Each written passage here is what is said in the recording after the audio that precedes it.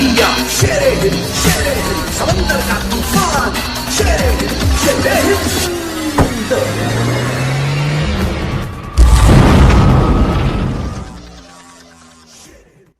कई बार सुनाई है भाई मंच।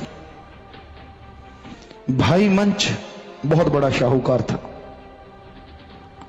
बहुत घोड़े थे, बहुत तगड़ा बिजनेस था, व्यापार था। और कहते हैं एक बार उनकी रिश्ता आया बेटी का, सिर्फ इसलिए रिश्ता ठुकरा दिया कि सामने वाला शाहूकार सिर्फ 5-4 गांवों का मालिक था, जबकि भाई मंच बहुत बड़ा शाहूकार था। इसलिए वो रिश्ता ठुकरा दिया कि हम आपके बेटे को अपनी लड़की का रिश्ता नहीं करेंगे। सत्संग हुए, गुरु साहिबान सच्चे मुर्शिद कामिल दाता ने वहां सत्संग किए, तो भाई मंच भी सत्संग सुनने आया। थी संस्कारी रूह, सत्संग सुना, दिलो दिमाग में बैठ गया कि सच्चे गुरु तो ये हैं।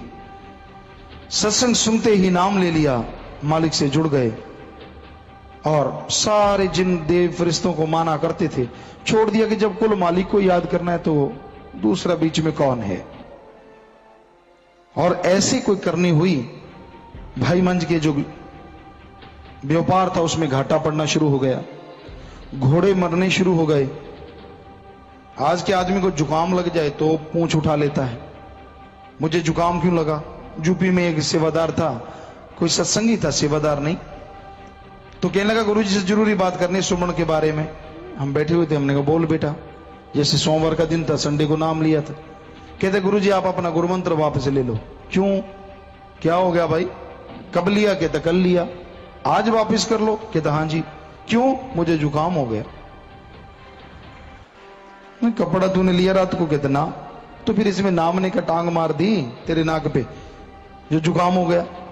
हमने कहा ये तो रस गया, अब रोम रोम में धस गया, ये तो निकलने का नहीं। सुमन करेगा तो फायदा है, नहीं करेगा तो भी आत्मा को तो ठप्पा मालिक ने लगा दिया है बेपरवाह ने। सो कहने का मतलब लोग तो इतने में ही पूंछ उठा लेते हैं। भाई मंच की कथा जरा ध्यान से सुनिए। तो उसके घोड़े मरने लग गए, व्यापार में घाटा पड़ गया, यहां तक कि घर बिक गए, बंगले बिक गए। लोगों ने बहुत कहा तू मानता नहीं, पहले मानता था, मूर्ति पूजा करता था, ये करता था, वो करता था, वो सब छोड़ दिया, इसलिए तेरे घर में घाटा पड़ रहा है। कहता ना ना, मेरा गुरु पूरा है, मैं उसको नहीं छोड़ूंगा, सब कुछ छोड़ दूंगा, जितना मर्जी नुकसान हो जाए। नुकसान होता गया, गरीब हो गया, बिल्कुल सब कुछ बिक गया। और उधर से गुरु मुर्शिद कामिल जाने जान होते हैं।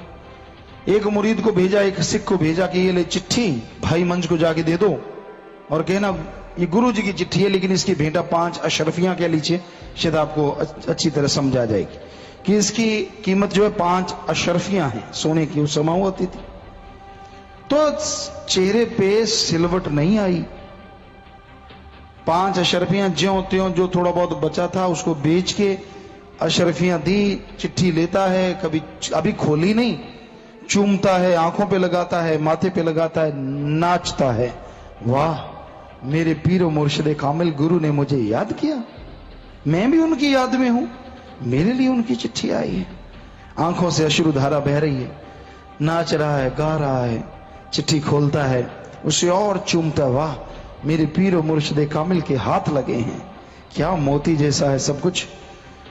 बड़ा वैराग्य आ रहा है, बड़ा नाच रहा है, दिखावा नहीं, हकीकत। जिनके अंदर हकीकत होती है वो क्यों किंतु नहीं करते। दूसरे तो आपको बताया है, जरा सी बात कह दो, चाहे आजमाने के लिए कही गई हो, बस मुंह टेढ़ा हो जाता है। ये रूहानियत बहुत बड़ी चीज है। तो उस चिट्ठी को चूमता, आंखें पे लगाता है, नाचता गाता है, बड़ी खुशी अंदर मनाता है और घर में रखता है, परिवार को बताता है। अब मालिक सदगुरु को क्या मंजूर है वो तो वो जाने। अगली चिट्ठी फिर भेज दी कि भाई इस बार 25 रुपए, 25 अशरफियां इसका रेट है। चिट्ठी पहुंची, कहते भाई मंज तेरे लिए गुरु जी की चिट्ठी आई है और इसके इस बार अशरफियां 25 है। बिल्कुल नहीं डोला, अडोल। कहना आसान है, जिनको खाने के लाले पड़े हों, अडोल नाचने लगा। कहता फिक्र मत कीजिए। घर आके कहने लगा भाई अब क्या करें। फिर कहता ओ ठीक है। शाहूकार के पास गया, कहता भाई मेरी बेटी की मंगनी शादी आपकी अभी कर देता हूं, पर मुझे 25 अशरफियों की जरूरत है। वो परिवार जिनको पहले ठुकरा दिया था, सोचिए उसी के दरवाजे पे जाना अपनी बेटी का रिश्ता लेके, कोई छोटी बात नहीं है। पर जो मुरीद होते हैं, नाम तो कोई भी मुरीद रख ले, आशिक कोई भी बन जाए, दिखने से या हाव भाव से आशिकी नहीं आती, आशिकी आती कर्मों से। उसके घर जा पहुंचा, बेटी बहुत खूबसूरत थी, तो उसने भी तय मान लिया कि ठीक है शादी कर दे। 25 रुपए ले लिए, आके 25 अशरफियां उसको दी, सिक्को आगे से कई गुना ज्यादा नाचता है, चूमता है चिट्ठी को, माथे पे लगाता है, सिर पे लगाता है, आंखों से अश्रुधारा कई गुना बेग से निकलती है, छाती से लगाता है, बड़ी बेहद खुशी, दिखावा नहीं करता हकीकत में, क्योंकि आज दिखावे में तो कई भक्तों के भी बाप बने बैठे हैं, लेकिन वो दिखावा नहीं कर रहा, वो अंदर से, हकीकत में उसके अंदर से एक अश्रुधारा फूटती है झरने की तरह।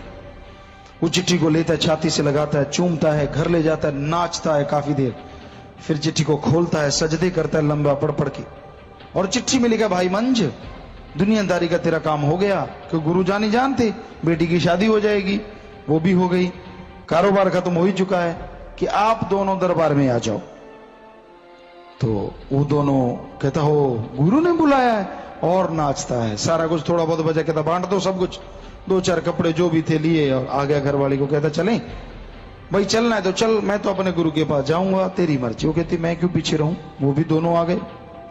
अब गुरु जी के पास आप पहुंचे, तो वो लंगर वगैरह बनाने लगी, और वो भाई मंज जंगल में जाता, सूखी लकड़ियां बीनता, लंगर के लिए ले आता। तो चर्चा चली, पूछा किसी ने, क्योंकि अभी भी शायद अजमाना बाकी था, गुरुजी ने कहा या सिख ने कहा कि भाई अगर ये रोटी खाता उतनी, जितनी सेवा करता उतनी तो लंगर से रोटी खा लेता है। किसी ने कहा भाई मंजी ये बात हुई है आपकी? कहता है ऐसा हुआ है? कहता है कोई बात नहीं। अगले दिन सुबह 2 बजे उठा, रात को लकड़ियां इकट्ठी करके लाया, लंगर के लिए रख दी, फिर एक राउंड लगाने गया, फिर लकड़ियां इकट्ठी की, शहर में बेच दी, उससे रोटी खाई। कई कहने लगे यार तेरे जैसा पागल शाहूकार नहीं देखना, हमें तो बहुत दिमाग होता है, क्यों सुदाई होके घूम रहा है? कहता आपको क्या, सतगुरु की रजा।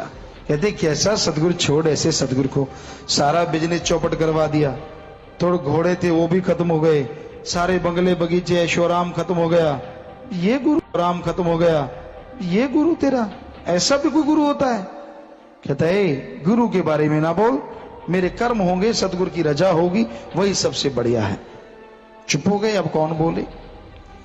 यूं सिलसिला चलता रहा, और एक दिन भाई मंच लंगर के लिए, क्योंकि जल्दी जाते थे, छठी लेने गए, बन छठी, बन में से लकड़ियां इकट्ठी की, बंडल बांध लिया, और अचानक चक्रवात और तूफान आया, इतना जबरदस्त, बिना मुंडेर के कुआं था, और उसमें धड़ाम से पड़ा।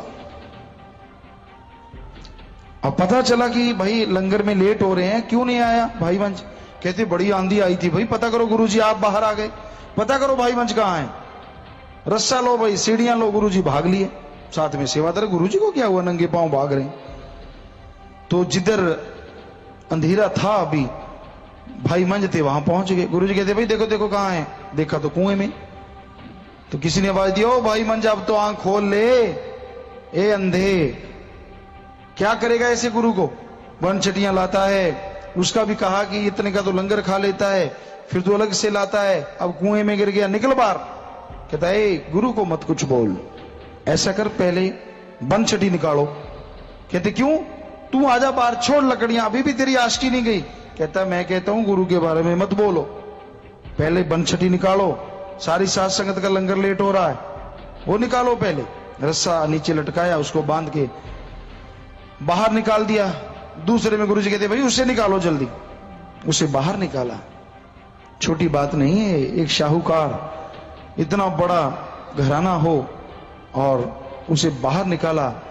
देखो हैं गुरुजी नंगे पांव, आंखों से अश्रुधारा, हो गुरुजी आप मेरे लिए?